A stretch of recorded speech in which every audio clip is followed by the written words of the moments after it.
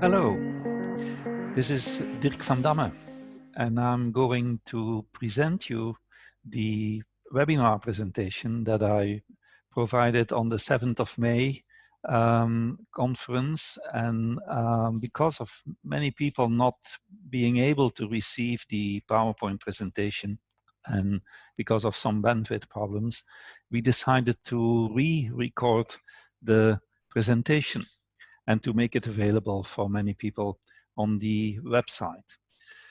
So let me introduce myself. My name is Dirk Van Damme. I am a senior counselor at the Directorate for Education and Skills at the OECD. Before that, I was an academic. I was professor of educational research at Ghent University. And I also was active in the Flemish government, serving several ministers of education as chief of staff and advisor. So I have a long and broad experience in the educational domain. I would like to speak to you about the concept of global competence and why education is so important for achieving the Sustainable Development Goals. Let me bring up my presentation.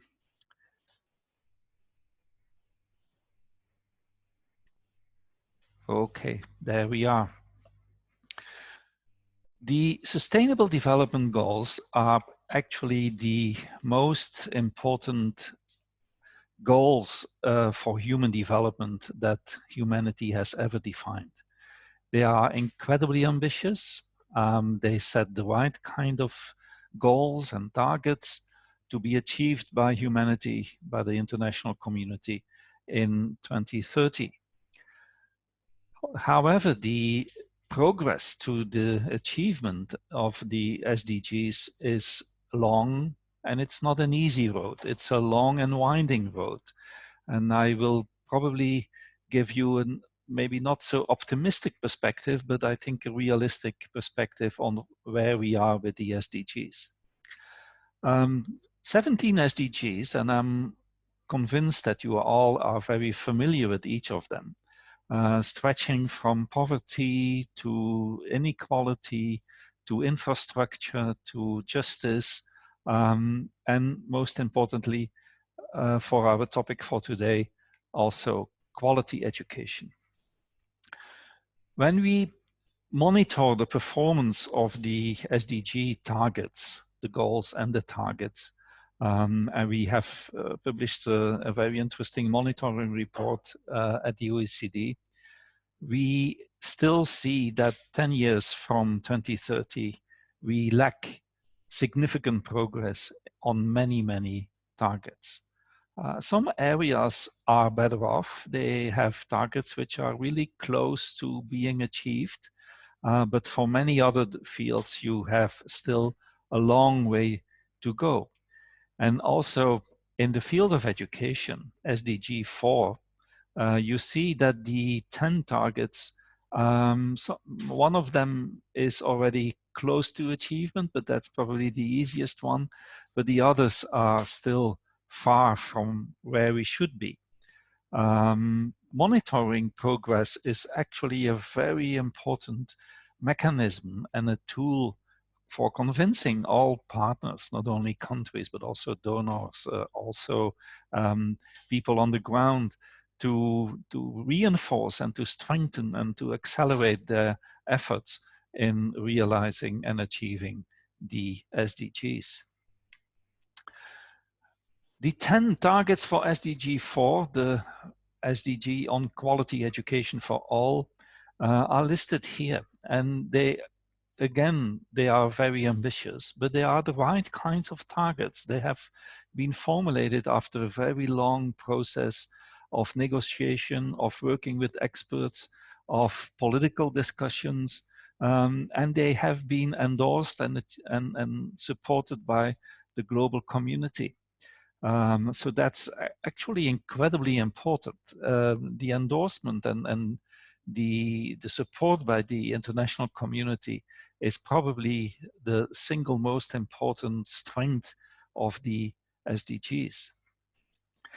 SDG target 4.7 is probably the most important one for our topic of today. It's also the most ambitious one because it's quantitative, but it's also qualitative. And I'm going to read the very important formulation of target 4.7, and actually every word counts here.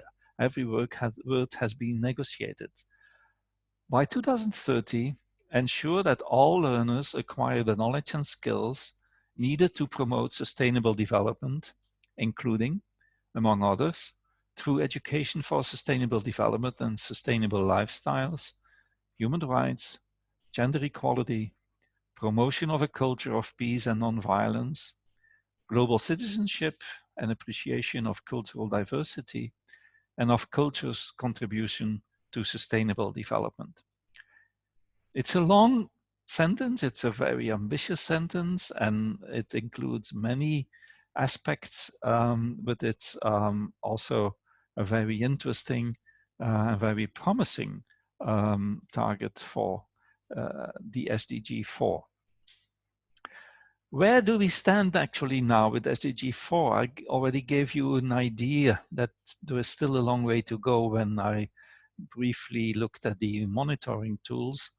But in fact, the reality is that we are not on track to SDG 4 to achieve it by 2030.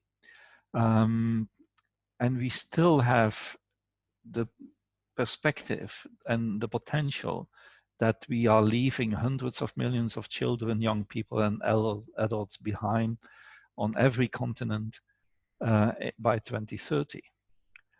There are still massive disparities in country performance, in regional performance, in performance across groups for the different SDG 4 targets, especially in terms of educational outcomes. And as you know, SDG 4 is not only a quantitative goal. It, like maybe the Millennium Development Goals were the predecessors of the SDGs. SDG 4 has the unique capacity and unique characteristic that it tries to achieve quality education for all. So measuring learning outcomes, looking at the educational outcomes for young people, for adults, for all learners is actually incredibly important. Especially the low and middle income countries are still lagging behind. This is not to say that the rich countries are doing any better. The rich countries are also stalling or actually moving backwards in achieving high quality and equitable education. They are also slipping further away on learning outcomes indicators, but low and middle income countries also don't see a lot of progress. Priorities are mobilizing the necessary resources and concentrating efforts on making progress. And that's where a lot still needs to happen. We have not yet, as an international community, we have not yet been able to mobilize the necessary resources for achieving SDG 4. And finally, there is still a lot we don't know. At the OECD, we do our utmost best by supporting the UN family and UNESCO more in particular with the right kind of data for filling the data gaps that we see. And SDG 4 still has a very important challenge, although it's probably one of the better SDGs in terms of monitoring and data quality, but we still are facing very difficult data gaps in our evidence base, especially for low-income and middle-income countries. To give you an idea on one of the indicators that UNESCO is using for assessing progress towards SDG target 4.7, we still see that many countries have difficulties in fully integrating human rights and freedom principles in their education policy, in the curriculum, in service, teacher training, etc., etc. So you see that actually a minority of countries have fully integrated the basic principles of SDG target 4.7 into their education system. And this is not a very optimistic chart. It shows that in many areas of the world, across middle income, poor countries, rich countries, we see still a big important deficit in implementing the human rights and freedom principles in education. To understand where we are with the SDG implementation and why we are still looking to a very challenging trajectory towards 2030, we need to look at the political context. And of course, this is a bit sensitive and politically sensitive, but I want to give you the right kind of background, at least as we at the OECD experience it. We are in the middle of the international community. We work with all kinds of partner international organizations.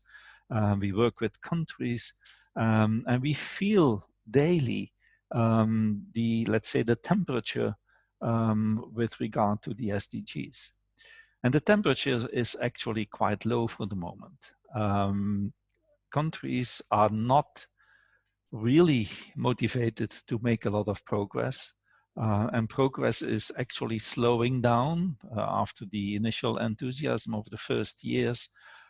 Progress is actually slowing down now. And the political support is also dwindling.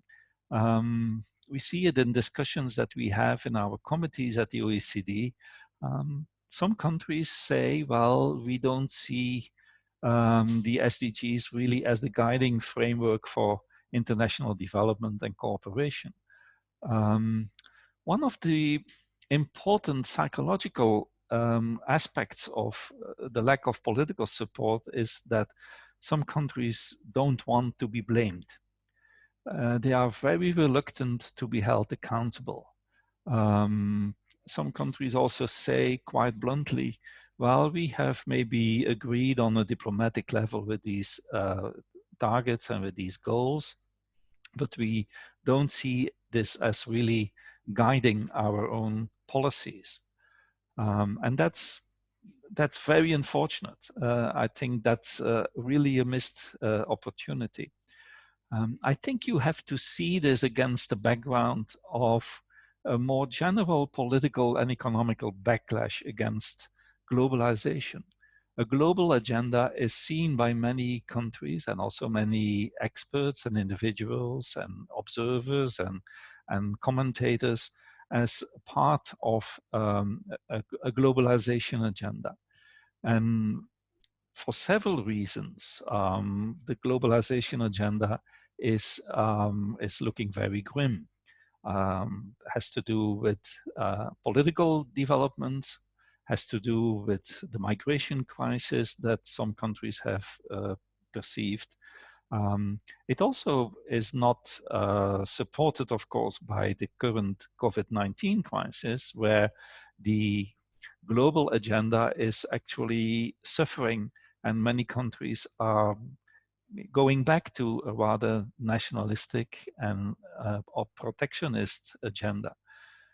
Global trade is in danger, and many other aspects of globalization are also jeopardized. Of course, this is also reflected in the political domain, and important parts of the political spectrum now reject the globalist agenda, more specifically on the neoconservative and populist right-wing side of the political spectrum. And they see a globalist agenda as actually something that needs to be actively resisted. So that's not only the support which is dwindling, but also the active resistance against what they call the globalist agenda is increasing. And you see this in a couple of countries very clearly. But it's not only the United States, it's not only the UK, although Brexit, of course, has also contributed to this political development, but you see it in several other countries, even those countries which are usually perceived to be more on the progressive side. On the other hand, and that's a personal note that I want to add, and it's probably rather controversial, many people will not agree with it, but I see in the discussions in the international community that if people also politicize the SDGs too much, then they just amplify the resistance on the other side. So we see an increased polarization in the political debate on the Sustainable Development Goals. And I personally think that this is a counterproductive development. We have to seek the middle ground. We have to see where we can unite people across the different political spectrums and to have a large political support for the SDGs agenda. So this is not a really positive or optimistic context that I'm giving. To illustrate this, I'll just show you, in my view, a rather impressive picture from the Brexit discussion way back in 2016. But it shows very clearly this sentiment, especially amongst the most vulnerable and disadvantaged people of our societies, that the globalist agenda is seen by some as something of the elites, something that governments imposed on them. And this is not just because people are ill-informed or miseducated or whatever you can call it.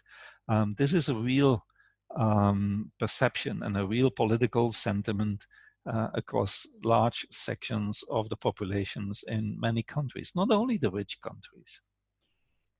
And to give you an illustration of the kind of statements that are made at the far right neoconservative and populist spectrum, this is just a picture from a website where universities are being attacked as being globalist propaganda organizations. When you would look at this ignorant, you would say, well, universities, of course, they have a global ambition. They work for research, they work for global networks in education, they serve international students. But if you read the article, it's actually a very strong attack against the globalist agenda and a defense of a purely nationalist agenda.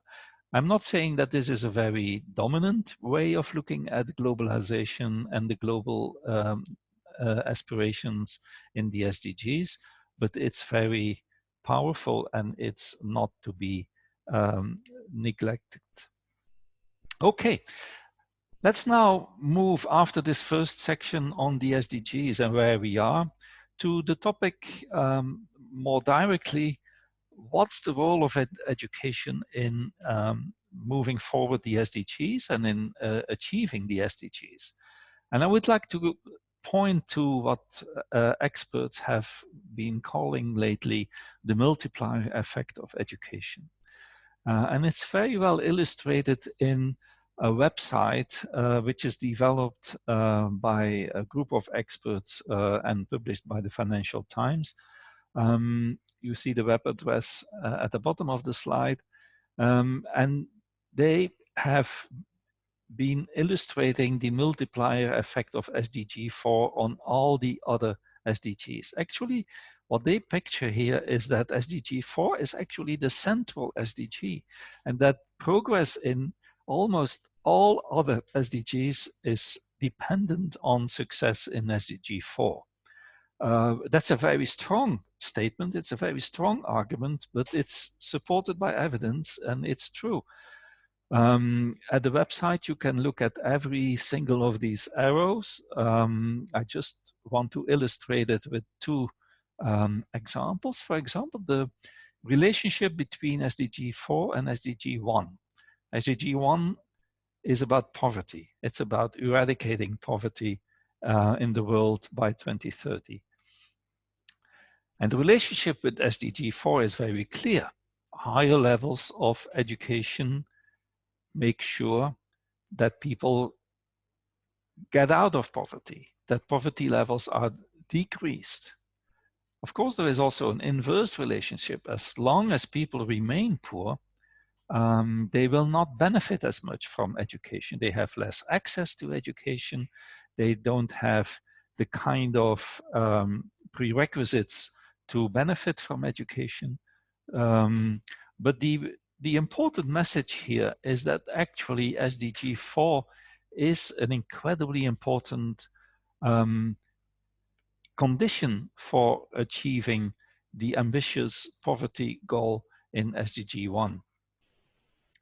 Another example is about SDG 16, which speaks about peace, justice, strong institutions. And again, we see the same kind of relationship.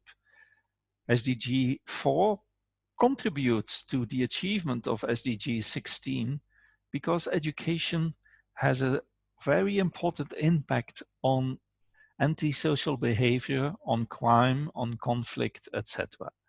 Education contributes to a better understanding of our democratic institutions and democratic processes.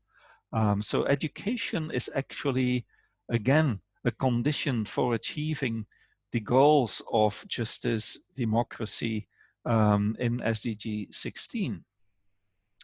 The relationship in the other direction is also true. School attendance significantly decreases when there is an armed conflict, when a region or a country is in civil war, for example. But again, the centrality of SDG 4 is the most important message here.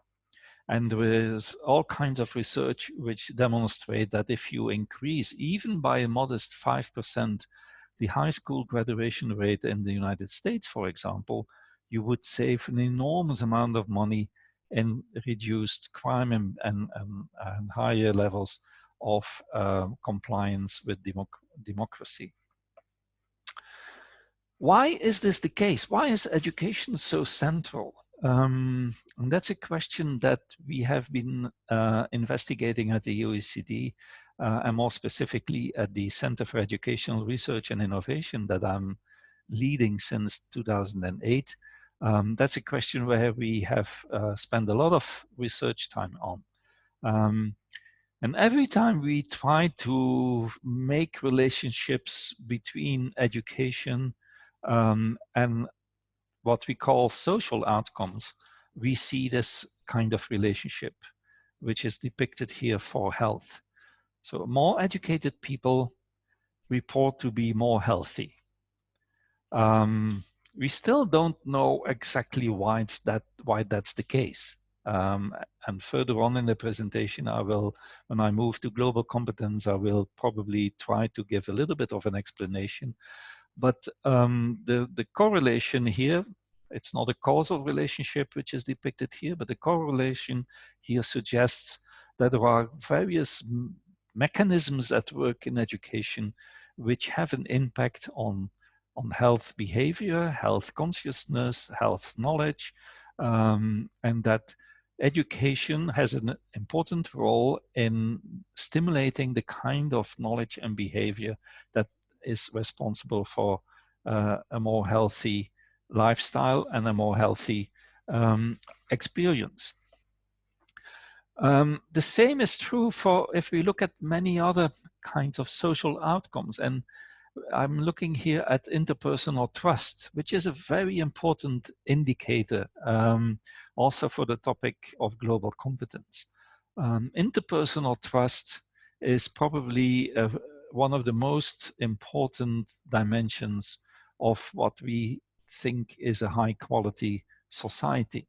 And again, we see that interpersonal trust is correlated very clearly with higher levels of education. So the more people are educated, the more they are inclined to trust other people. And you see that relationship almost in all countries, although the general level of interpersonal trust might be very different across countries. At the left of the chart, you see the Nordic countries, the Netherlands, but also Switzerland and some others, where you have, in general, quite high levels of interpersonal trust. People trust each other. At the right side of the chart, some countries in South and Eastern Europe, but also in countries like Turkey, you see much lower levels of interpersonal trust. And work of sociologists has demonstrated that interpersonal trust is actually one of the most important determinants of quality of living, quality of society, but also of many other aspects which have an impact on global competence, for example. You see this relationship here. Every line is a country. If you increase the years of schooling, you increase also the levels of interpersonal trust. And the same relationship for a very close by indicator of social outcome of education, which is tolerance towards migrants. And tolerance towards migrants is probably even more strongly correlated with levels of education. So the more educated people become, the more tolerant they are against migrants, and the more tolerant they are also against the asylum seekers and other dimensions of migration. So then the interesting question is, what makes people, or what makes education so powerful in producing these positive social outcomes? And again, that's a question where we still don't have the final answer. Is it mere just years of schooling? Is it being exposed to schooling experience? Is it just educational attainment? Or is it a more deep impact of learning on behavior, on cognition, on social emotional skills, etc.?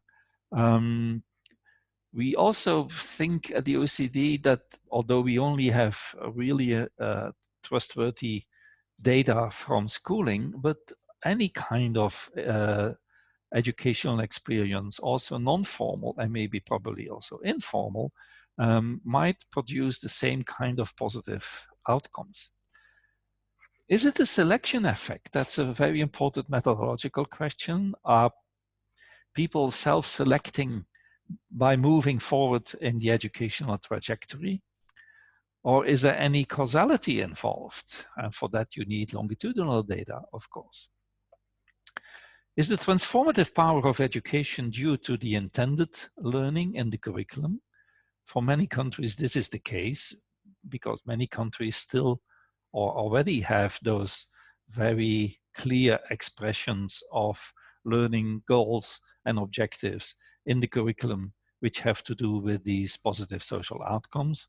Or is it the unintended consequences of the school experience, of living together with your colleague pupils in the same context, in the same environment, experiences on the playground, etc. So education or schooling is not only the intended curriculum, there are many other aspects of the experience, the student experience, which might be important, right? Also values at stake, which are transmitted through what people call the hidden curriculum. So the question on how education is producing positive social outcomes is actually a very important one and a very interesting one to understand why education has this important multiplier effect.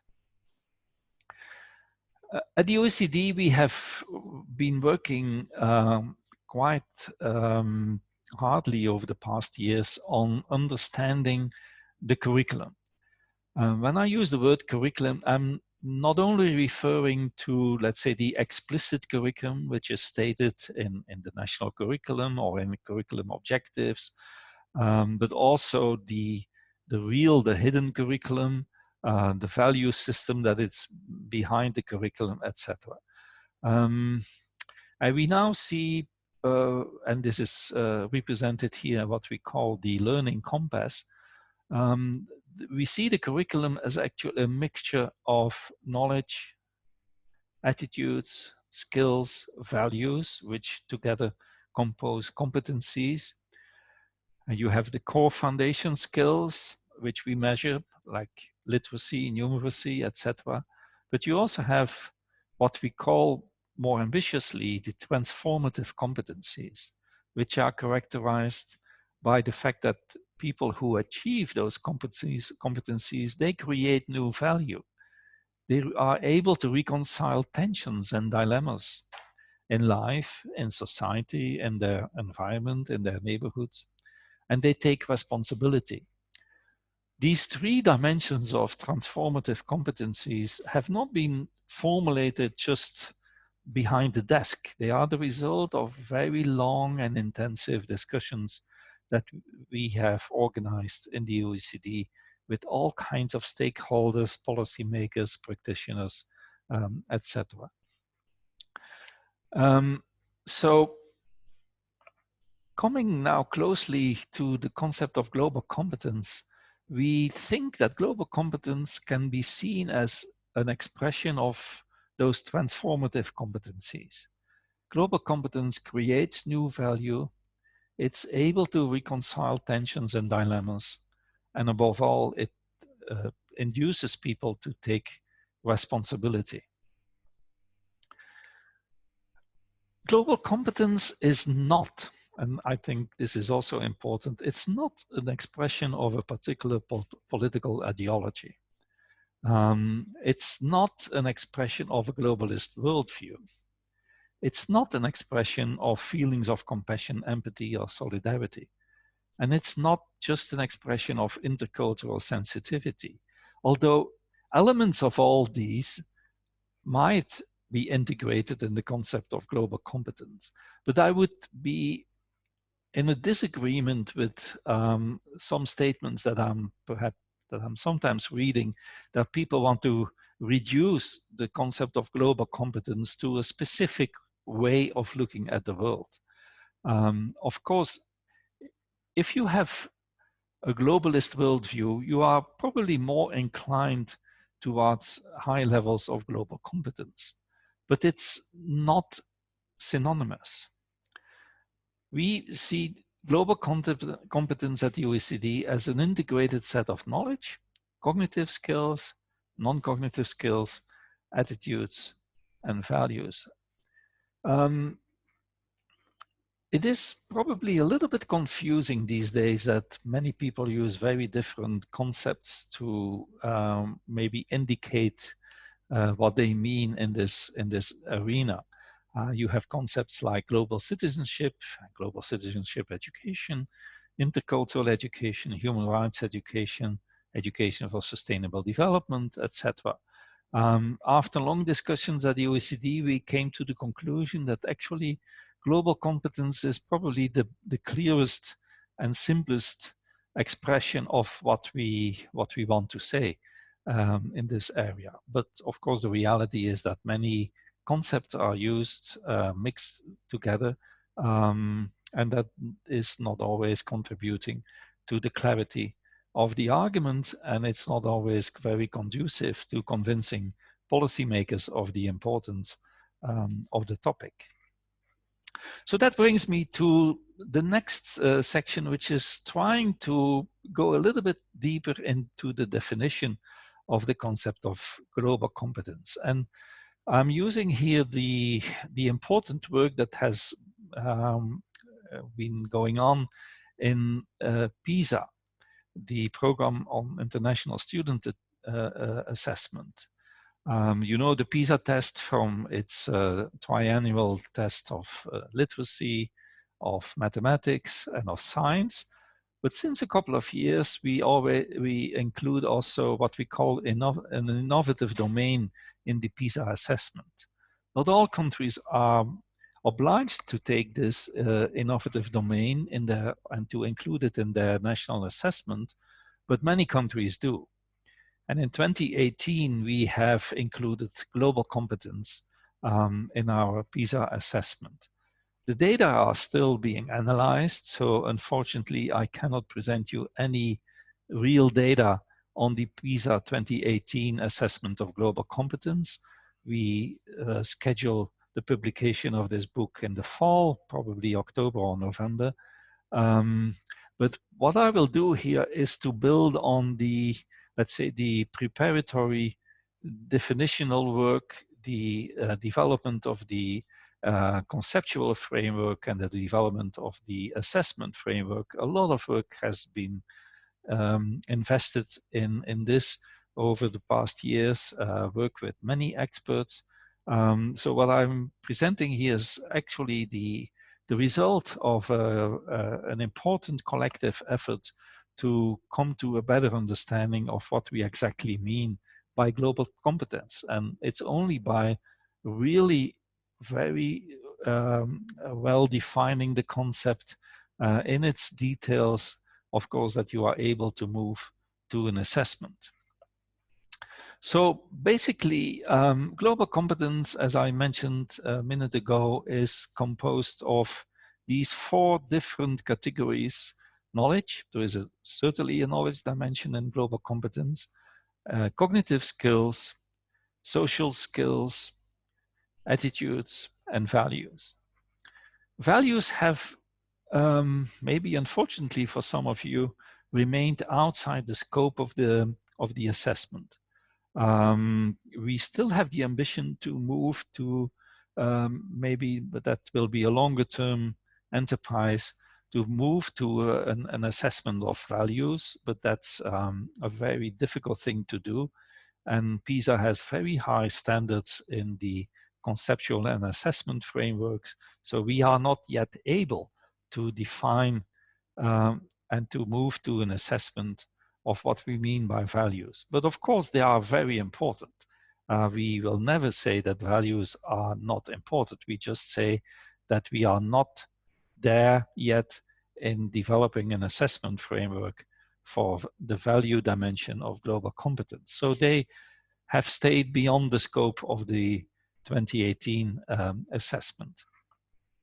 The knowledge and the cognitive skills dimensions have been tested in a cognitive test of students, and the knowledge, cognitive skills, and also the social skills and the attitudes have been assessed in a student questionnaire. So what do we see as the building blocks of global competence? And after long discussion, we came to the understanding that actually 4 different dimensions are very important. The first dimension is the more cognitive one. A person with high levels of global competence is able to examine local, global, and intercultural issues. So the person has the capacity, the cognitive capacity, the background knowledge to effectively understand and examine the situation in other parts of the world, in other cultures, etc. So that happens through effectively combining knowledge and critical reasoning to establish an informed opinion. A second dimension, understand and appreciate the perspectives and worldviews of others. So this comes closer to, let's say, appreciation of otherness, to not only know, but also understand and have a positive appreciation of the fact that people, other countries, other cultures have different worldviews. And that happens by recognizing that perspectives and behaviors are shaped by various influences and concepts of reality. So the very strong element of diversity in worldviews, in intercultural sensitivity, is important here. Third, and that's more moving to attitudes and actually also behavior, engage in open, appropriate, and effective interactions across cultures. Building on the two previous dimensions, people have to be able to effectively engage in dialogue and interactions with other cultures, with people from other origins, other countries, different backgrounds. And that happens by understanding the cultural norms of different contexts and adapting behavior and communication accordingly. So to adjust your behavior, your communication style to the intercultural situation that people are confronted with. And then finally, the action component, take action for collective well-being and sustainable development. So intercultural understanding and the concept of global competence is not something which is purely done behind the desk. It also requires action. And it requires people to be ready, to be willing to take informed, reflective action to improve living conditions in one's own community, but also beyond. So this action component is for us an intrinsically important dimension of the whole concept of global competence. I'm not going to dig deeper into, let's say, the knowledge and cognitive aspects of the concept of global competence. I think that's pretty clear for all of you. What is probably less clear, and where we try to also move the frontier in research and understanding at the OECD, is the social and emotional foundation of the concept of global competence. So you have already seen that social and emotional dimensions, they do play a role in the concept of global competence. And I would like to dig now a little bit deeper into this. In various areas of work in the OECD, we are making progress in understanding better the social and emotional context of learning. And that's very important. We, of course, in the long-term history of PISA and PIAC and other assessments that we have been developing at the OECD, we have concentrated mostly on, let's say, the foundation cognitive skills like literacy and numeracy. And people have sometimes criticized the OECD as being obsessed with cognitive foundation skills. That's not the case. It's just a matter of fact that developing a better understanding of the social and emotional dimensions of learning is very difficult, and to develop an assessment framework which meets the complexity of social and emotional learning is also very demanding. But a lot of research progress has been made by different researchers and teams in the world, and we are trying to build on this research in developing our own view, our own definitions, our own conceptual frameworks, and our own assessment frameworks for social and emotional learning. You see here the, let's say, the mapping of the skills which we define under the concept of social and emotional skills. It's based on what personality psychologists call the big five. You see these 5 central blocks, which task performance, sometimes also referred to as conscientiousness. You have emotional regulation, collaboration, open-mindedness, and engaging with others.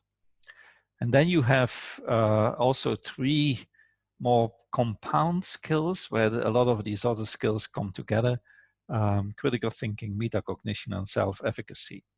So together, these 19 social emotional skills, they provide a rather comprehensive mapping of what we call social and emotional skills.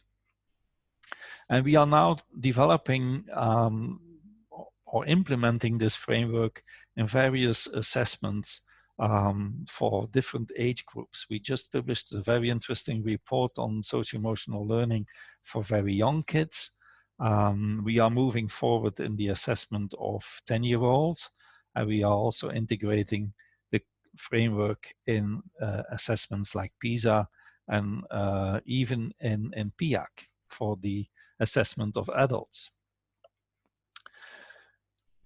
To immediately jump into what we have found already, and I think this is a very important chart, we see that those 19 social emotional skills, they correlate very, very clearly with the concept of global competence. I'm not going into detail how we did the assessment to come to this result, but you see that for two age groups for which we have already data, the 10-year-olds and the 15-year-olds, you see a clear correlation between the concept of global mindedness, as it is called here, and those 19 social emotional skills. So the standard regression coefficients, they go rather high for some of these skills, not unexpectedly for something like tolerance, but also for metacognition, for example, which is actually very interesting. People with high levels of metacognition, they also achieve higher levels of global mindedness. Curiosity, also interesting. Creativity, achievement motivation, self-control, and so on. So this is actually demonstrating that the other way around, global competence correlates very highly with very important social emotional skills. So the concept of global competence undoubtedly has a cognitive dimension, but it also has a very strong social emotional dimension. I referred already to a report that we published on the social emotional development of 5-year-olds. We did the assessment in 3 countries, in England, United States, and Estonia. And this chart shows that already by 5 years, you see a very strong development of some of those skills. We have not tested 5-year-olds for all of those 19 skills, but we tested them for different dimensions of what we call pro-social behavior, trust, and non-disruptive behavior. You see that the distribution is already quite large at the age of 5 years. So some people, young kids, already achieve very high levels, and others achieve rather low levels. And the distribution of those skills is, of course, not unexpectedly correlated with socioeconomic background, with cultural background, even with migration status. You also see some differences already at the age of 5 between countries. With Estonia, which is probably typical for, let's say, the more Nordic view on education and learning, being a bit more positive on non-disruptive behavior and on trust. And that's interesting to see that already at a very young age, some of the different dimensions and different characteristics of learning systems become visible. Of course, these are all correlational data still, but we also did some research a couple of years ago based on existing longitudinal databases, which probably induce us to say that some of the learning in the social emotional domain has a causal impact on behavior later on in the life course. So the correlations that we see in a lot of our research, they probably have some causality underneath of them, although we are not able to demonstrate that with our data in PISA and other assessments. But I'm just giving you as an example this this Korean chart And the dependent variable is whether a kid is going to bully others at school at the age of 15. And the propensity of bullying at the age of 15 is not so much influenced by the development of cognitive skills before that in primary school education in this case, but it's more caused by the development of one of those 19 social emotional skills, in this case responsibility. So if people, young people, kids, are learned to behave responsible already in primary school and already in pre-primary education, their propensity, the chance that they will be bullying others in secondary school at the age of 15 decreases significantly, and for people with high levels of responsibility becomes almost zero. So this is based on longitudinal data. It shows causality, and it illustrates that in this case, bullying as a form of non-social behavior is actually not so much influenced by cognitive development, but by social and emotional skills development. Some people think that social and emotional skills are part of what you can call personality, and that personality is given by birth, and that these skills are not learnable. All the evidence that we see, not only in our own work at the OECD, but in work of so many researchers around the world, is that these social and emotional skills are learnable and are learnable across the whole life cycle. That's also the reason why we include now measures of social emotional learning in the next cycle of PIAC, the Program of International Assessment of Adults. So agreeableness, conscientiousness, emotional stability, openness, they all are learnable across the life course.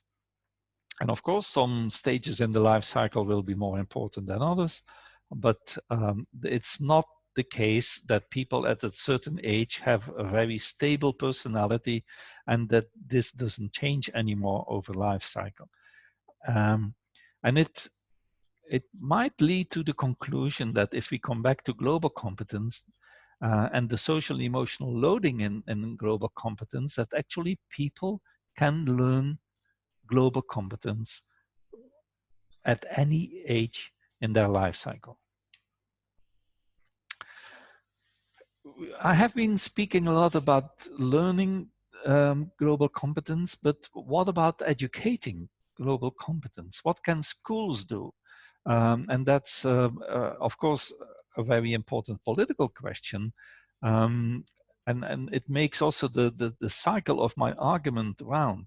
So if education is so important for achieving the SDGs, and if global competence is one of the transformative competences which we try to develop in education, and if global competence, thus higher levels of global competence, is going to be incredibly important in moving the world forward towards the achievement of SDGs, the question then is, what can schools do to foster the development of global competence? And of course, in the conceptual framework and in the assessment frameworks that we have developed, there are already a lot of keys to solve that question. Developing better understanding of cultures, developing communication across cultures, etc. But we try to maybe write down a little bit more specifically what schools can do to foster the development of global competence. Provide students with opportunities to learn about global developments that affect the world and their own lives. Very important. Teach students to develop a fact-based and critical worldview. Equip students with an appreciation of other cultures and an awareness of their own cultural identity. This is maybe interesting because In some cases, I see literature about global competence, which is coming rather close to denying your own cultural identity and to acquire a kind of cosmopolitical identity instead. That's not what we think is important. We think that understanding and being aware, appreciating your own cultural identity is a necessary condition to appreciate cultural identities of others. Engage students in experiences that facilitate international and intercultural relations, and promote the value of diversity, very important, which in turn encourages sensitivity, respect, and appreciation. Assessment is, of course, a critically important component of any educational enterprise. The question about assessing the learning of global competence is also really important. And these questions are actually what teachers should keep in mind when they try to work with the concept of global competence. Are students, for example, able to critically examine contemporary issues of local, global, and intercultural significance? Do students understand and appreciate multiple cultural perspectives, including their own? Are students prepared to interact respectfully across cultural differences? Do students care about the world, and do they take action to make a positive difference? What inequalities exist in access to education for global competence between and within countries? And what approaches to multicultural, intercultural, and global education are commonly used in school systems worldwide? It's a very interesting question also for the OECD. And how are teachers being prepared to develop students' global competence? I would like also to point to, and that refers also to some of the questions in the webinar, to the importance of, let's say, not only the explicit curriculum, but also the school environment and the hidden curriculum, which is in fact becoming manifest in the school climate. Because there is a lot of research which demonstrates that a positive school climate is incredibly important in developing the kind of cognitive and non-cognitive skills that are embedded in the notion of global competence. And I'm showing you here an important chart from the PISA 2018 assessment, which is referring to the importance of school climate, and it shows you the number of, or the percentage of students who report that there is bullying going on at least a few times a month in their school. And you see that there are some countries where bullying is reported by 30, maybe in some cases even 40, and exceptionally 50% by students. Of course, in such a school climate, educating children for the kind of understanding, tolerance, pro-social behavior that we want to develop is not going to be very easy. So a positive school climate is very important in moving students forward. And in the same sense, we see in our assessments of social and emotional skills that we are developing that these skills flourish in a much more cooperative classroom climate. And that is true for probably all of those skills, maybe with the exception of critical thinking, which is a little bit of a specific case here. But if students learn in a very positive, cooperative classroom climate, then they are probably also better in learning the social and emotional skills, which then in turn are important for moving the target of global competence forward. Besides the curriculum, also pedagogy is very important in fostering global competence.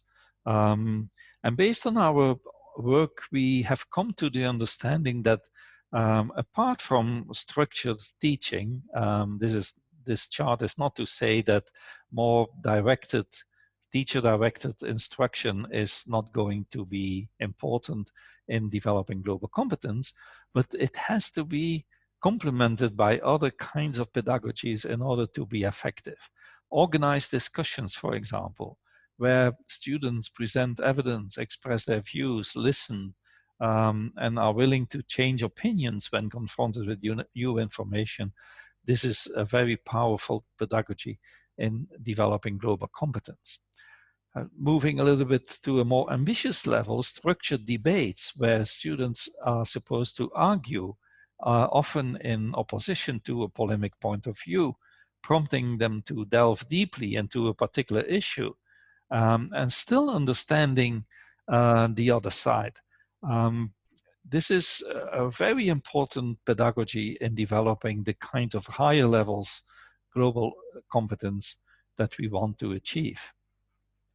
Group-based cooperative project work, so where people can work together, communicate, learn, evaluate each other's progress, equally important. And then finally, which is still an underdeveloped domain, it's very much in the coming into the interest of policymakers and practitioners lately, but not so many examples of successful implementation we see so far, but service learning.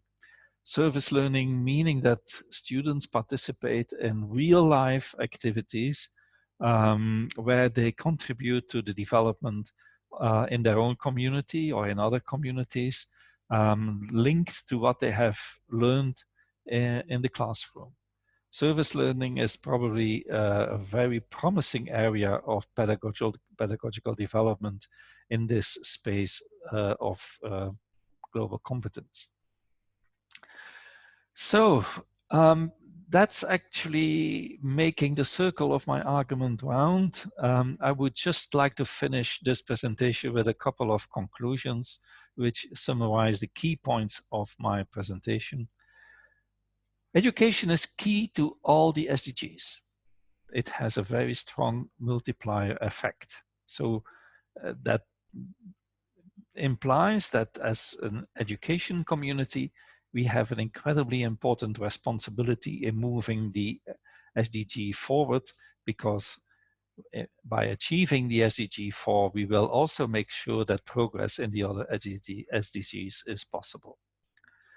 The positive role of education is not only function of the quantity of education, the level of education achieved by the population, but even also of the quality, the nature and the cognitive, non-cognitive skills that are being developed in learning. As part of the powerful transformative competencies, global competence is actually a very important target in the learning ambition that is underpinning SDG 4. But it has not only a cognitive, but also a very important social and emotional loading. By moving the social emotional learning forward, we are probably going to be able to bring people, students, but also adults to higher levels of global competence. Global competence can be taught. It's not something that is a given. It can be taught. It can be developed in schools through the explicit curriculum, through specific pedagogies, but also through the positive school climate and the cooperative classroom climate that is conducive to the kind of things that we want to achieve with students. You have to practice what you preach. So if we talk about understanding each other, we have to make sure that the school climate and the hidden curriculum and the values embodied in schools and in teachers are very much in the same line. So, dear people, that's what I wanted to tell to you. I'm very happy that you have been interested in this presentation, and I thank you for your attention, and I wish you the very best in our collaborative effort to move global competence forward and to move the world to a better place by 2030 by realizing and achieving the SDGs. Thank you so much.